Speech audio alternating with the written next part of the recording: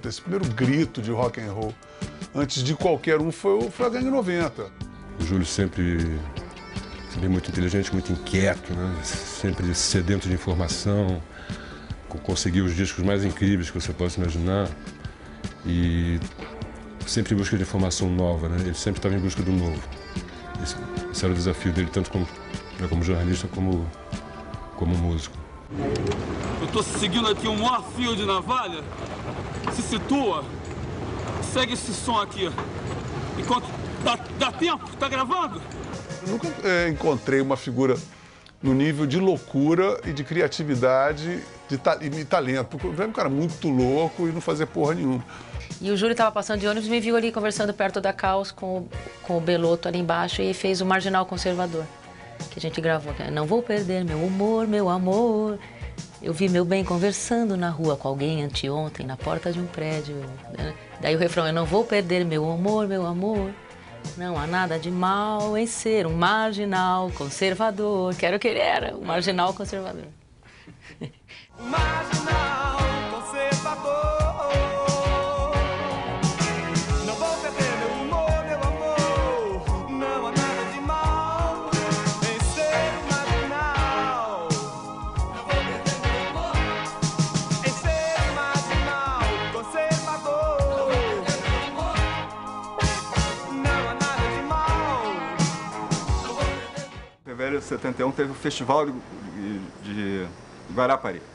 Eu era garoto, 16 para 17 anos, fui a esse festival, conheci uma moça lá. Na época a gente já adorava música, éramos consumidores de discos e shows de rock no Rio. E essa amiga falou, olha, tem um amigo que assim, a cara de vocês vão adorar e tal. Então, um domingo a gente se reunia nos jardins do MAM, do Museu de Arte Moderna do Rio, tinha a Cinemateca do MAM, passavam filmes de arte, eventualmente tinha shows, performance. Certo domingo aparece esse amigo dela e chega um cara assim, o que a gente chama hoje de nerd, assim, ele tinha cabelo curto, a gente era cabeludão, óculos de fundo de garrafa e umas roupas assim meio elegantes, camisa, você via que era camisa social bem cortada, assim e tal, protótipo do caretão, assim. Ele logo imediatamente se propõe a fazer uma inteira e comprar uma maconha no Morro da Mangueira, que pra gente ali de Zona Sul, a gente morava ali no Flamengo, a gente nunca tinha ido no Morro da Mangueira,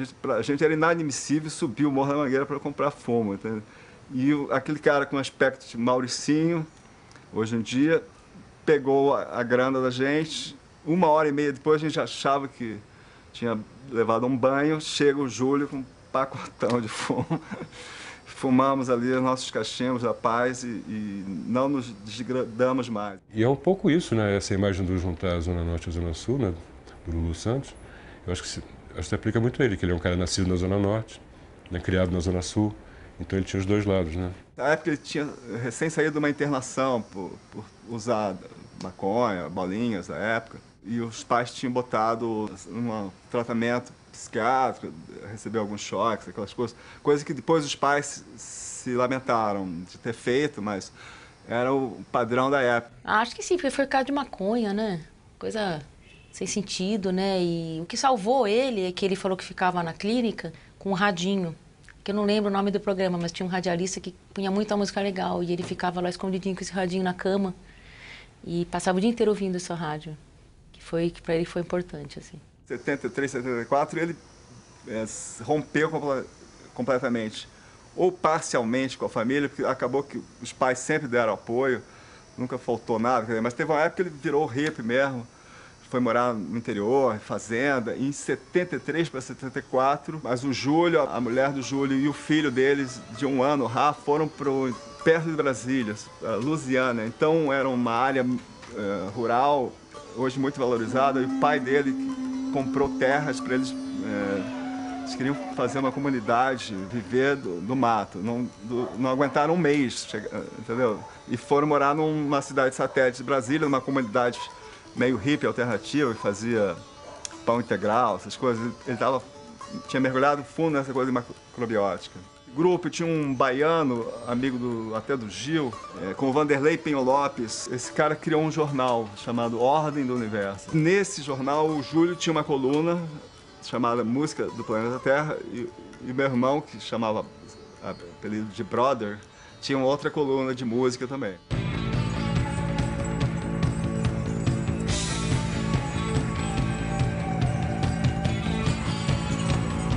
Uma certa manhã, início de 74, estava cursando segundo semestre de jornalismo na PUC, toca a campainha, 6, 7 da manhã, o Júlio acordava cedíssimo sempre. 6, 7 da manhã toca a campainha, eu abro a porta, era o Júlio, pô, voltei de Brasília, vou fazer uma revista, meu pai vai bancar uma revista e queria que você editasse comigo. E assim, do nada, a gente criou a música do Planeta Terra. Era uma revista totalmente amadora, bem a cabeça do Júlio, caótica e tal, que ele imprimia na gráfica do pai dele. O Festival Saquarema, que foi a primeira vez que eu encontrei o Júlio. Foi um estoque brasileiro, Saquarema 76. Quando eu cheguei lá em Saquarema, encontrei uma figura muito engraçada e uma empatia imediata. Estava cansadíssimo, sabia onde dormir, por sinal passei 3 dias sem dormir. E aquela arrepia-se toda, aí vi um cara cabeludo, de óculos grossos, fumando um baseado com uma revista Música do Planeta Terra debaixo do braço, né?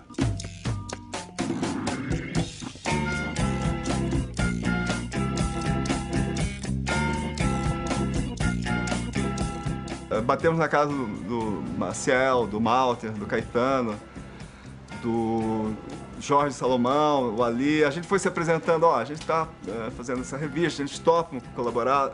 Todos concordaram, sem cobrar nada. Ele olhando pro pôr do sol, uma postura muito hippie.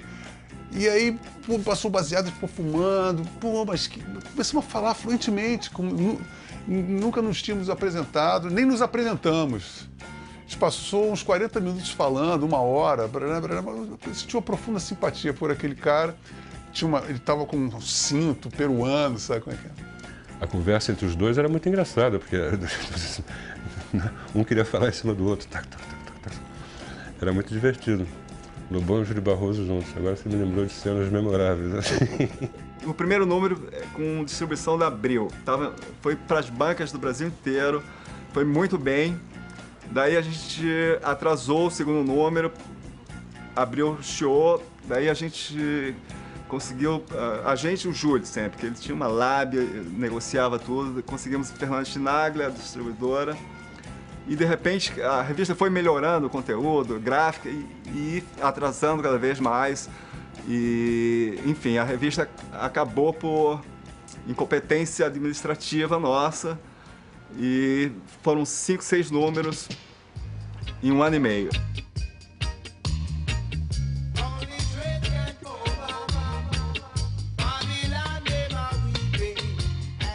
Em 76 saiu o último número da revista, o Júlio começa a colaborar com o Jornal de Música, com a Som 3, vira uma espécie de ghostwriter do Nelson Motta, que tinha uma coluna diária no Globo, e começa a também mexer com fazer festas e tal. Eu sei que em 79, um amigo nosso, era da República Dominicana, voltou para a República Dominicana, ele estudou 4 anos na PUC, comunicação, e quando se formou, voltou para a República Dominicana. E o Júlio resolveu ir junto.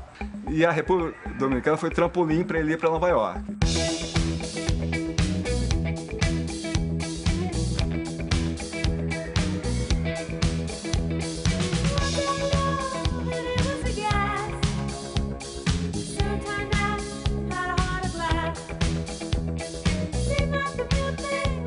Aí consta, né? Diz a história, diz a lenda, que ele foi para Nova York e lá tomou contato com essa cena CBGB, Max, Danceteria, Mud Club, etc. Né? Trabalhava como cozinheiro num restaurante, terminava o trabalho dele e ia para o CBGB, para o Mud Club, para onde interessava, né? E via as bandas de lá. Em poucos meses ele já estava entrosado, ia às melhores festas. Conheceu o pessoal do U2, começando, assim, Kid Creole and the Coconuts, conheceu o Arthur Lindsay, ainda na época da No Wave, né, com DNA, e logo ele se turmou, assim, com a galera do East Village, underground, assim. Ele contava como ele tinham quebrado o dente dele num show da CUC, em algum desses clubes que ele esbarrou em alguém, falou excuse me, e o cara sentou-lhe uma porrada e quebrou o dente da frente. A gangue nasceu num hotel de Washington Square, chamado Earl Hotel, que a gente chamava carinhosamente de Cockroach Motel, porque realmente tinha barato. um hotel de segunda. O Júlio teve essa ideia, que ele vinha já amadurecendo, ele falou, quando voltar para o Brasil, vamos fazer uma banda. Para a formação da gangue, teve um papel importante a Alice Pink Punk, uma holandesa que ele conheceu em Nova York. Ela que o apresentou, ela conhecia Bono e The Edge, que eles se encontraram em Nova York nessa época. Ela era uma menina linda, cantava. E eu acho que o encontro dele com a Alice foi um dos detonadores da gangue. Eu acho que ali ele fez um pouco o grupo pensando nela e voltou com essa ideia fixa. Eu participei das discussões iniciais, né, de como seria a banda. A influência inicial era o Kid Creole e the Coconuts, né? Daí que surgiram as Absurdettes até. E ele ficou muito amigo do Augusto Darnell, inclusive, né, em Nova York, o Júlio se metia em tudo, né? E aí foi se delineando mais ou menos como seria, né? Que tipo de música seria, né? Qual seria a formação. Isso eu vi no começo. O Dom Pepe, que era o DJ do Noites Cariocas, Dancing Days, Noites Cariocas, e o Júlio começou ali a fazer uns sons, umas festas. Tocava muito no wave, essa onda, né? Pós-punk. Ele veio com muitos discos de Nova York e ele tocava principalmente isso. Ele gostava muito de reggae também, ele foi muito ligado a reggae. A gangue era mais um braço dos trabalhos do Júlio, né? Na verdade, ele vivia mesmo, era como DJ, né? No Morro da Urca, no Rio, depois aqui no Paulicéia de Desvairada. Essa era, digamos, a profissão dele, né? E a gangue era, de início, um complemento, né? E a primeira notícia que eu tive do Júlio é que ele era DJ do Paulicéia. E algumas pessoas me falavam, você tem que ir no Paulicéia, porque toca as coisas que você gosta, toca não sei o quê, tem um cara lá parecido com você, blá, blá, blá. E o Júlio, além de músico, era um repórter, né? Era um jornalista. Então o que ele fez foi, na verdade, uma reportagem, né? Ele trouxe para o Brasil, namorou 2 anos em Nova York e trouxe essa novidade para o Brasil.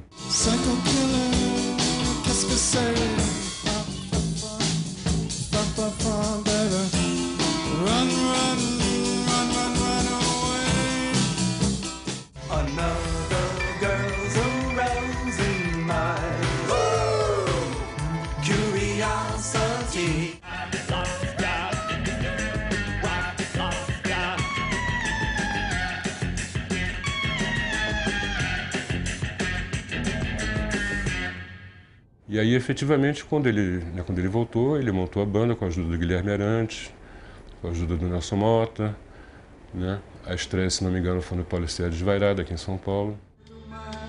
Um lance urbano, ela é a moral. Cristina!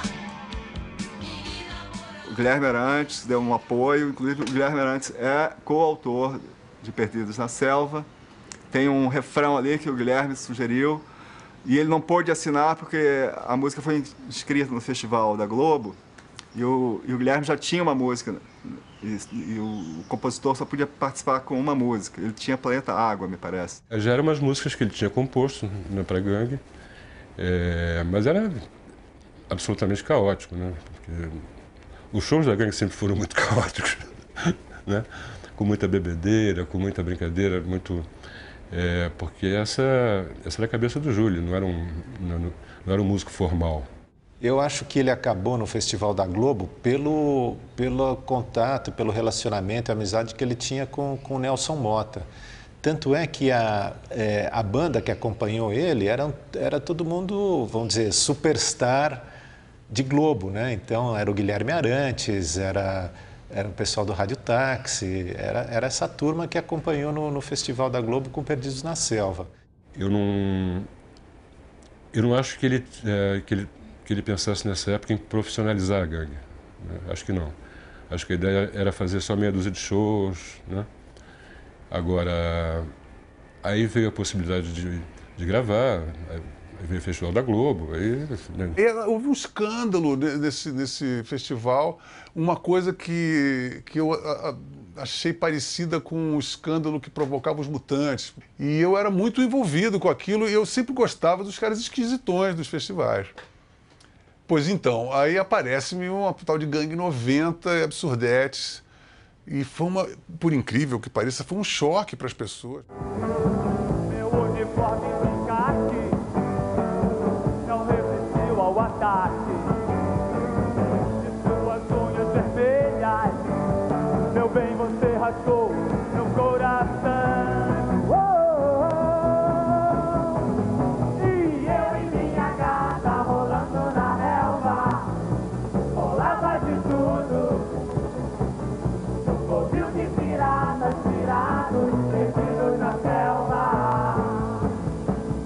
Eu e minha gata. No dia do festival em si, foi muito curioso, porque o público ficou louco diante daquele...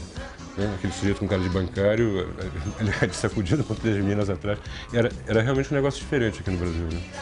E as pessoas curtiram muito, né? Foi muito aplaudido, muito... Né? De uma forma... Né? Deu um susto assim na plateia. O que aconteceu é que depois do festival começou a tocar um pouquinho na rádio, o Perdidos na Selva. E eu lembro que eu estava subindo para São Paulo, na estrada de Santos, indo ver um show em São Paulo, ouvindo rádio, e tocou essa música. E foi um choque. Porque só tocava porcaria enlatada, sabe? Assim. Começou a tocar Perdido na Selva na rádio, foi um hit. Aí, pô, aquela coisa era nitidamente diferente do que se considerava uma coisa digna. Tudo que a gente não queria, sabe? Tudo que a gente passava na escola, a gente tinha professor comunista, a gente achava aquilo uma merda. E pra gente comer uma garota, a gente tinha que gostar de Fidel Castro, era uma imposição, uma tirania política, uma coisa horrorosa. Olha, o pop, como a gente entende, na verdade ele não existia. Ele era... Você tinha um passado de anos 60, 70, né, de algumas experiências e tal. Agora, ele como movimento não existia.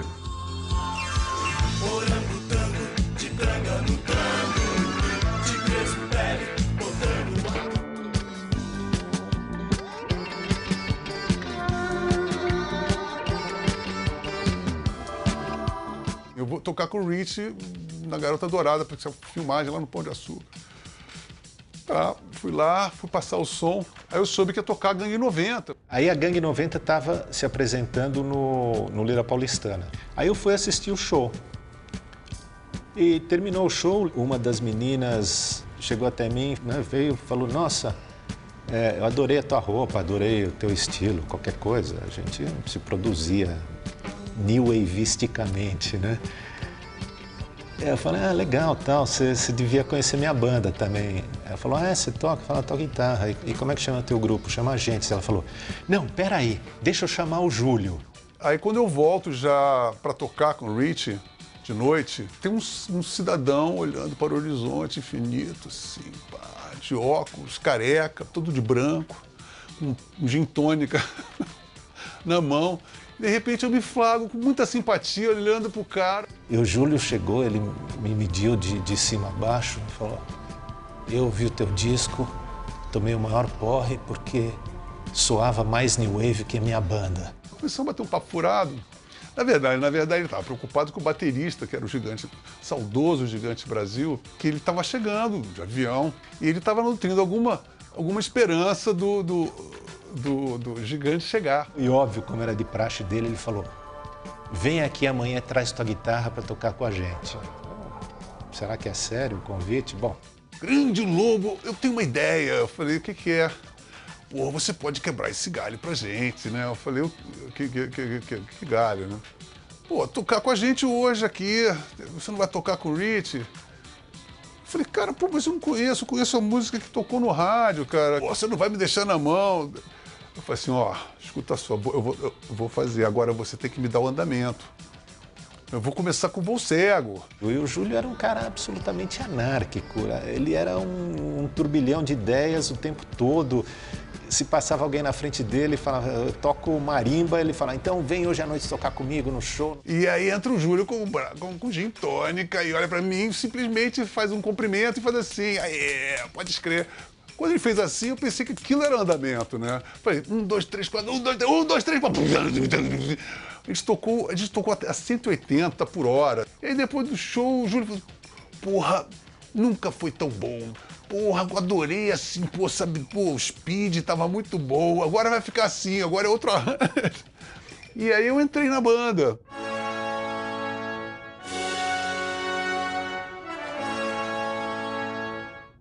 Era uma coisa de hedonismo, de festa o tempo todo. Estranho nas paredes do prédio. Prefiro morrer de vodka do que de tédio.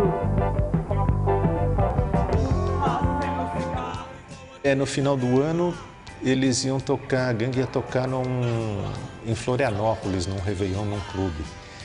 No Yacht Clube de Florianópolis. E o Júlio me chamou, não, vem, viaja com a gente, não sei o quê. Eu falei, mas precisa ensaiar as músicas. Não precisa. Eu falei, meu, como é que... Ele não queria que ensaiasse, ele queria um negócio cru. E ele falava, não, você tem que... a guitarra é um reco-reco, é Arthur Lindsay, não sei o quê. Mas espera aí, aqui é um clube com o Réveillon.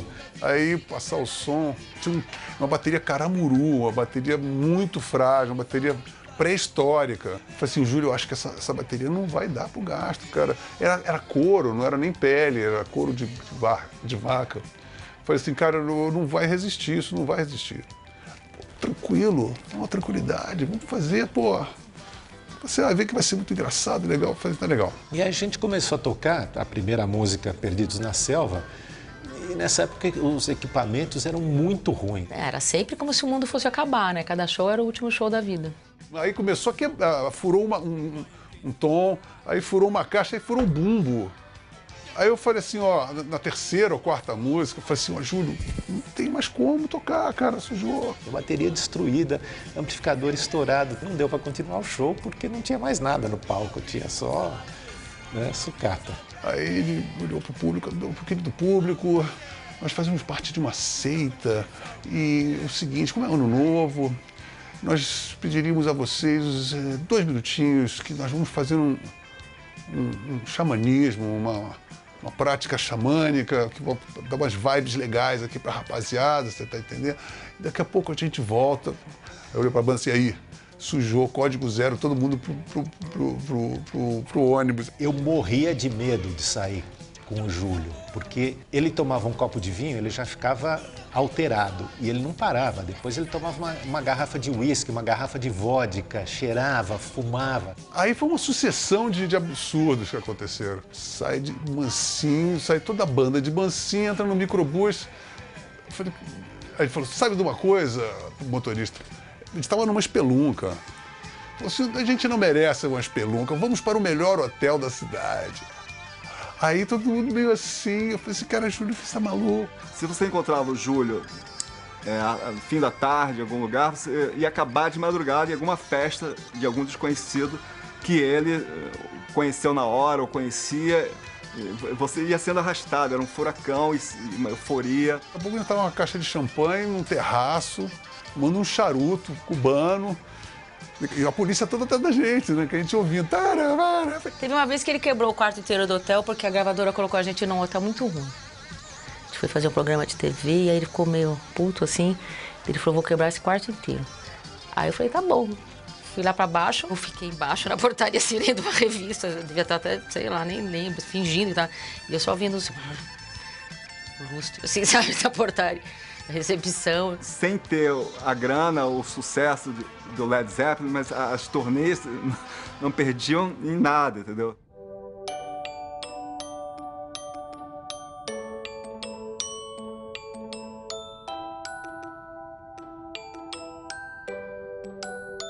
O primeiro LP foi fundamental para ele a figura do Herman Torres, né? que era o músico ali. Né? Era o músico, nos arranjos ele conseguiu fazer o que tem ali de consistência musical foi o Herman, né? Que também se desentenderam depois, não sei porquê. O Herman, por ser um músico que estava afins, que abraçou a gangue, também era importante para a gangue, porque tinha aquele monte de cantora, o Júlio, que compunha na boca, na caixinha de fósforo, né? Fazia os temas tudo na boca, Então foi alguém que ali que deu uma sentada, foi importante, sabe? O Nelson Motta tinha uma penetração forte na Globo. Ezequiel Neves, na época, era funcionário, produtor da Som Livre, junto ao Guto Graça Mello, que era quem decidia as trilhas sonoras.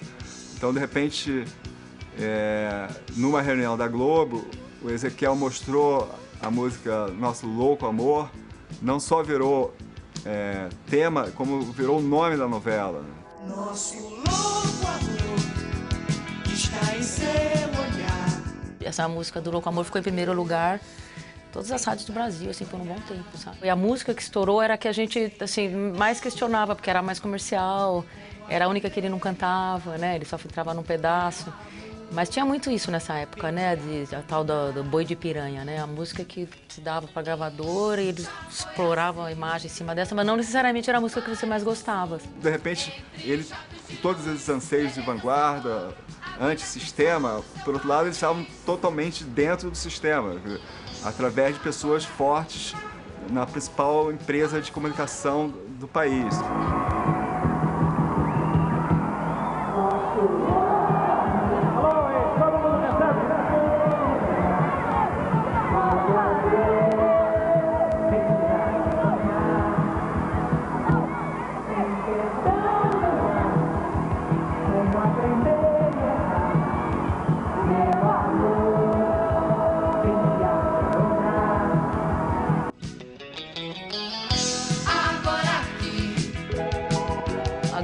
É meio que um milagre ter feito sucesso. Você vê as letras. Mares do Sul, entre jatos de luz, beleza sem dor, a vida sexual do céu. O que isso tem a ver com uma novela das 8 da Globo? Então era uma banda meio revolucionária, assim.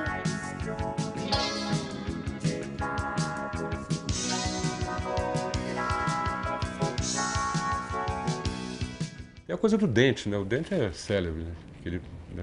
Ele perdeu um dente aqui da frente. Tava literalmente sem um dente da frente. Mais uma performance.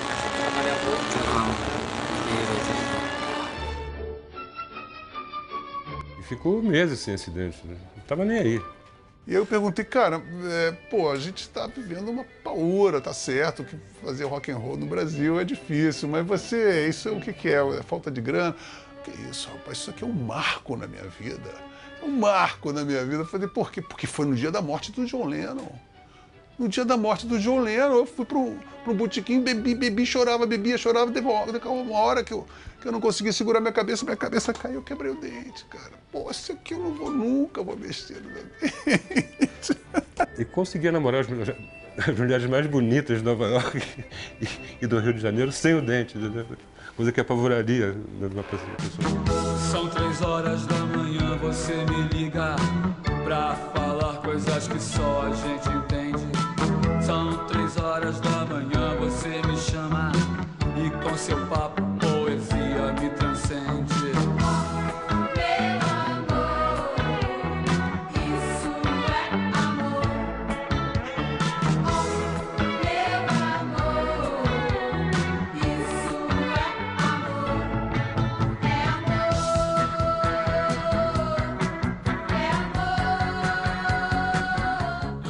Eu entrei para fazer o lançamento do disco do primeiro álbum, porque aí é o que aconteceu, a Hélice começou a namorar com o Lobão, ela era a namorada do Júnior, e foi tocar com o Lobão e os Ronaldos.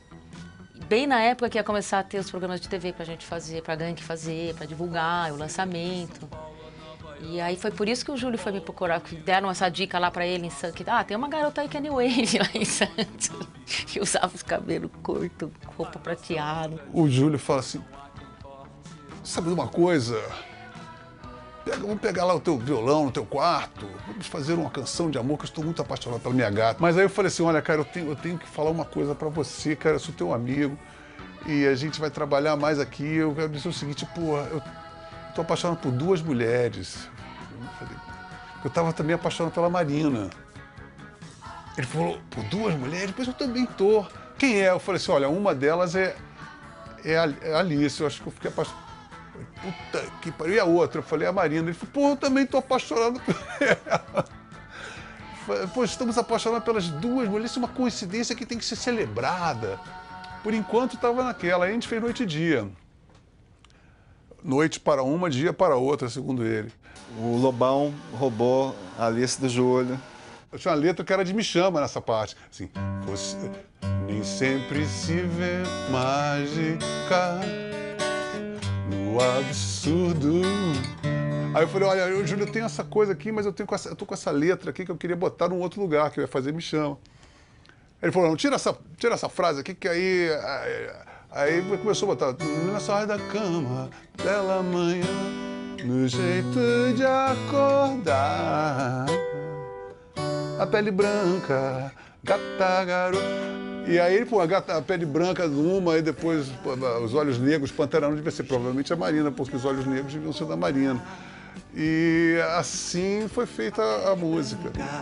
Gata garota, o peito a ronronar, o seu fingir dormindo é lindo. Você está me convidando, menina quer brincar de amar. Você está me convidando, menina quer brincar de amar. Eu tocava numa banda em Santos, no Heavy Metal, era uma casa noturna de lá. E eu era fixa do Heavy Metal, eu tocava piano elétrico lá. E alguém me falou lá no Heavy Metal, hoje o pessoal da gangue tinha tocado na noite anterior, o Júlio ficou, porque ele tá querendo te conhecer, porque ele tá precisando de uma tecladista pra banda, indicaram você. E eu falei, nossa, jura? Legal, né? Os músicos não aguentavam trabalhar no ritmo do Júlio, então mudou muita gente, né, nesses anos. Não mudava muito, era quem tinha paciência naquele momento. E aí tava tocando no show. No meio da música, assim, ele apareceu, assim, lá na frente do palco. O palco era não era tão alto.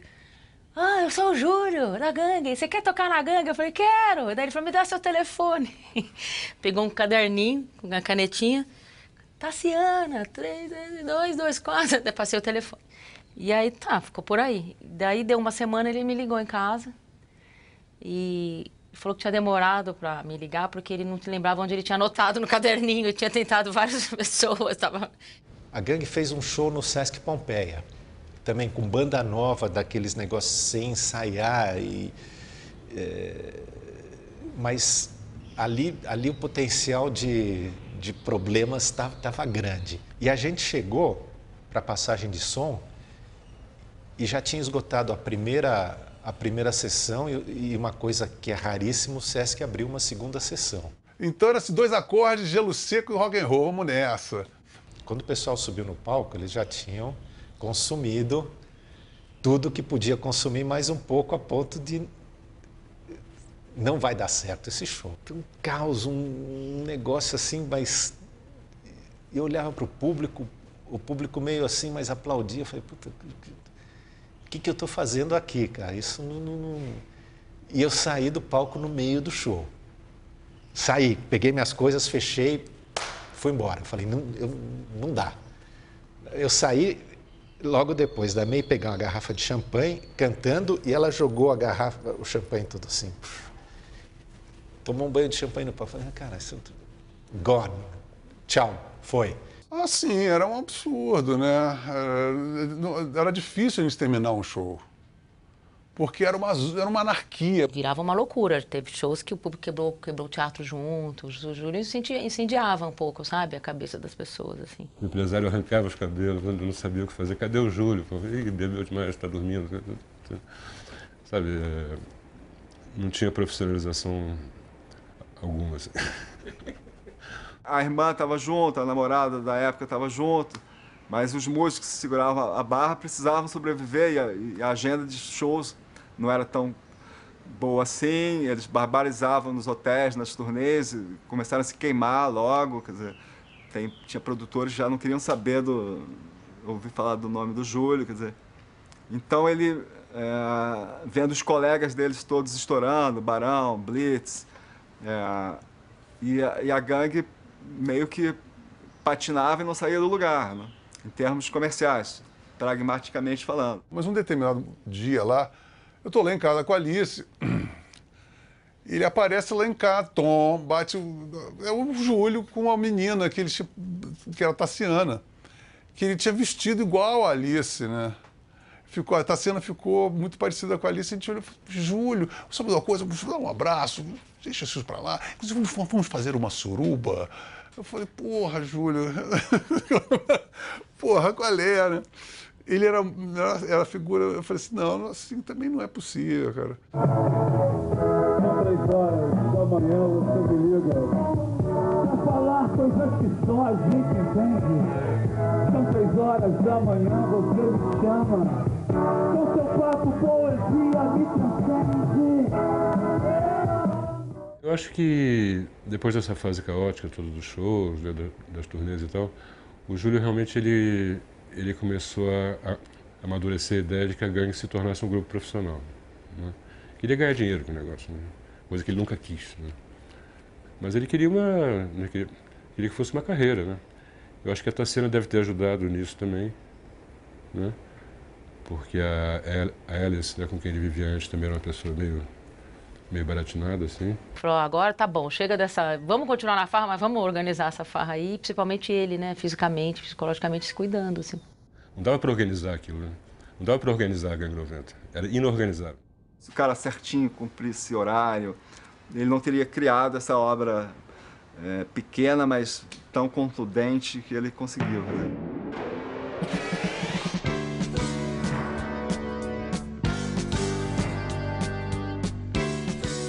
Quando eu conheci ele, que eu comecei com esse negócio, pô, vamos montar uma banda fixa, porque eu já vinha dessa coisa de banda, pô, esse negócio de viabilizar, vamos ter que dar uma acertada, tá um pouco confuso essa banda. Não, era só o Herman, o Júlio e as 3 Absurdettes, a Denise, a May e a Alice.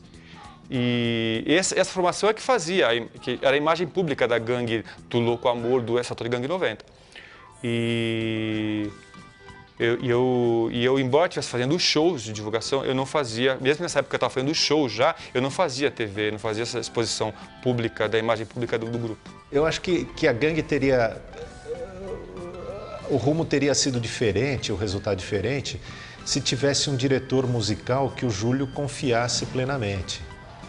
Mas ele não confiava plenamente em ninguém. Não que ele desconfiasse, mas era impossível, cara. O Júlio era quase a força da natureza, assim. Você não consegue domar a maré, você não consegue domar um vento. Então ele era nessa onda. As pessoas em volta dele, eu, a Denise, às vezes se irritava com ele porque ele perdia as coisas, não sabia lidar com as coisas práticas. Era muito difícil isso. Sempre tinha que ter alguém que ajudasse ele, né? O sonho era dele, ele tinha ideias bem definidas, ele tinha um projeto bem definido, mas ninguém vive de sonhos, né? As pessoas têm que pagar as contas, e esse cotidiano meio que prejudicou o projeto. Era muito difícil para ele lidar com as coisas práticas da vida, né?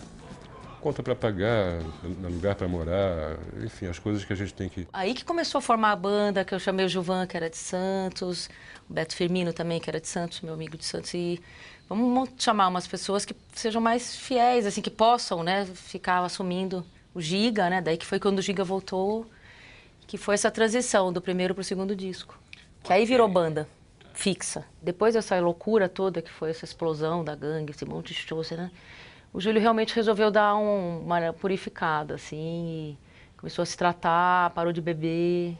No nível de linguagem, eu acho que o Júlio estava abandonando, nesse trabalho do Rosa e Tigres, aquele formato do Kid Creole e Coconuts. Sabe assim, eu acho que tem isso. Ele já queria uma coisa mais banda. Então, acho que mais próximo do Gang of Four, que na verdade foi um dos grupos que inspirou até o nome da gangue, né, da Gangue 90, que era o Gang of Four, Pedra 90 e tal. Eu não sei dizer em que momento que parou a Absurdettes, sabe assim, não é mais a Gangue 90 Absurdettes, é só a Gangue 90, porque o Rosa Tigres ia ser só a Gangue 90 mesmo, não ia ser Gangue 90 e Absurdettes, né? Porque, por exemplo, podia ter saído da Meist e ter entrado outra pessoa no lugar, que nem foi para a Alice, e não aconteceu isso, né? Ou seja, eu acho que realmente era um outro momento que estava surgindo.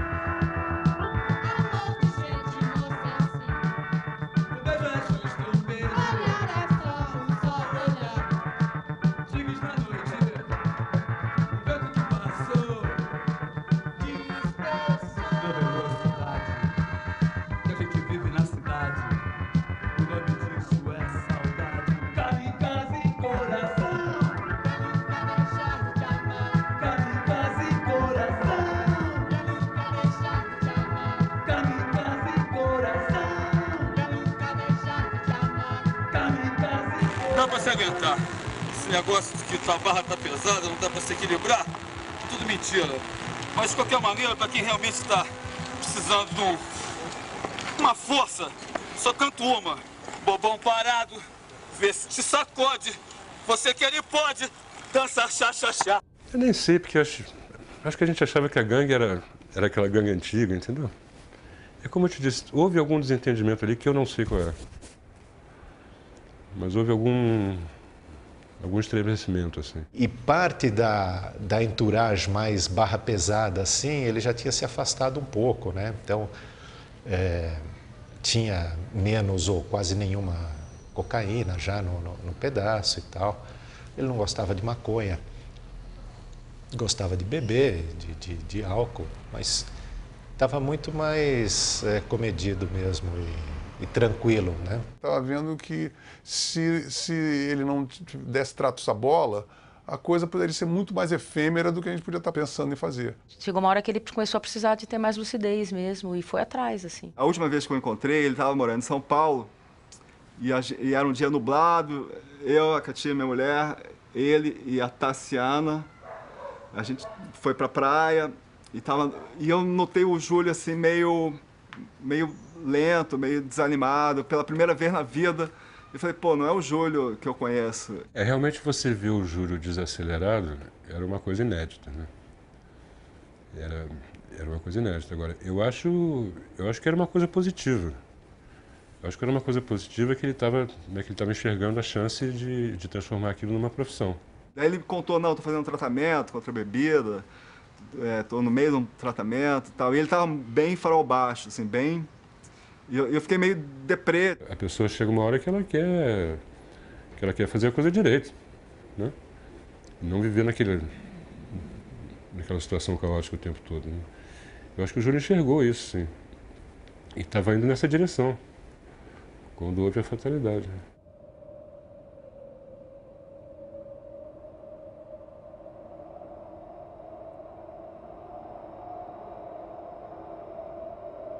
Eu acho que depois de tanta loucura, assim, ele precisou de ajuda, né? Ele precisou... Essa geração dele, assim, foi a geração que rompeu com tudo e experimentou de tudo e não sabia as consequências, né? As consequências começaram a pintar na cabeça deles, assim, né? Cazuza, Renato Russo, o Júlio. A morte do Júlio foi uma coisa impressionante com a Denise, porque eu cheguei em casa para dar notícia para ela já sabia. Estava dormindo. Acordou, ele morreu. Eu falei, pô, como é que você sabe? Coisa impressionante. Eu não sou espiritualista, nada disso, mas ela acordou dizendo, ele morreu. Eu tenho absoluta convicção que ele não se jogou, que ele caiu. Ele ficava muito louco, bebia, pô, quebrava um monte de coisa, mas eu nunca vi o Júlio com um perfil de um tipo de depressão suicida. Não sei, acho que tem umas caras do Júlio na janela, ele tá curtindo pra caramba, sabe assim? O vento, como ele fazia, como ele curtia, sabe assim? Eu monto mais essa cena na minha cabeça. Nessa hora que ele foi procurar ajuda, que ele se internou, eu fui de farra, né? Levei uma vitrolinha, falei, vou aproveitar para engordar um pouco, fazer um tratamento lá, que a comida lá era boa, mas a gente foi expulso da clínica. Porque fizeram muita bagunça na clínica e o Júlio começava a chamar os amigos, começou a fazer amizade na clínica e aí eles falaram, isso aqui não é motel, isso aqui não é boate, mandaram ele embora da clínica e no dia seguinte ele morreu. A cama dele ficava na altura da janela, assim, eu falava, Júlio, não te dá uma certa aflição essa cama aí? Eu falei, não, é ótimo, quando eu passo mal à noite eu ponho a cabeça para fora, vomito lá para baixo e não sei o que e tal. O que a gente sabe é que ele estava na cama, não estava legal, e ele caiu e pediu, isso realmente aconteceu, ele pediu ajuda, pendurado na janela. E o vizinho de baixo tentou ajudar, tentou arrombar a porta estava trancada por dentro. E ele caiu com batente, com tudo lá para baixo. Ele estava numa fase boa, né, quando ele morreu. É por isso que as pessoas, né, que a gente era tão enfático, diziam assim, olha, não foi suicídio, né, foi suicídio acidental. Porque o cara estava querendo tocar, né, tinha shows marcados. Eu lembro que ele estava bem, né, assim. Eu estava de férias e a gente estava conversando muito. Não, vem aqui, eu preciso te mostrar umas letras novas, vamos fazer umas músicas juntos e não sei o que e tal, tal. E eu lembro dele ter falado, passa aqui em casa na noite que ele morreu. Falei, não, hoje não dá, hoje à noite não dá, eu passo aí amanhã, tudo bem? Ele falou, não, tudo bem, passa amanhã então, passa de manhã. E aí no dia seguinte de manhã eu acordei com o telefonema da Denise, o Júlio morreu. A gente já ia fazer o show de lançamento independente do disco, fazer o show de lançamento do repertório. Então ele morreu com o repertório pronto. Fica como um registro daquele repertório, mas não tinha muito sentido a banda continuar sem ele. Quando o Júlio morreu, a gente estava com o disco já bem montadinho, ensaiado, tinha as demos dele e tudo, né? A gente estava ensaiando bastante. Ele morreu até num dia de ensaio da gente. Que ele não quis ir, ele não estava se sentindo bem e não quis ir. Não lembro, meu, da gente ter... Não sei se a gente chegou a elaborar tanto, não, essa questão, não, sabe? A gente estava ali porque tinha um repertório ali que estava levantado e vamos registrar, né? Tipo, sei lá. E não lembro se a gente chegou a equacionar muito essa questão da ausência do Júlio. Era uma coisa puta, né? Tava ali, aquilo era o centro da história, né? E ele era aquele muito louco, sociável, um cara que, apesar de fazer as coisas mais absurdas do mundo, ele tinha um nível intelectual que ele conseguia falar com outras camadas, sabe? Apesar de toda a loucura dele. Então foi uma perda irreparável. Era um cara de conciliação, né? de juntar gente, passar na casa para tocar. Né? Ele fazia esse papel muito de anfitrião do rock nacional, né? E aí o rock perdeu o seu anfitrião. Acho que é por aí.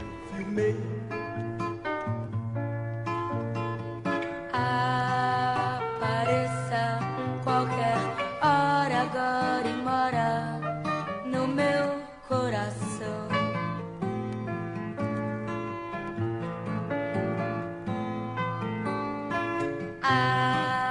Apareça qualquer hora agora e mora no meu coração.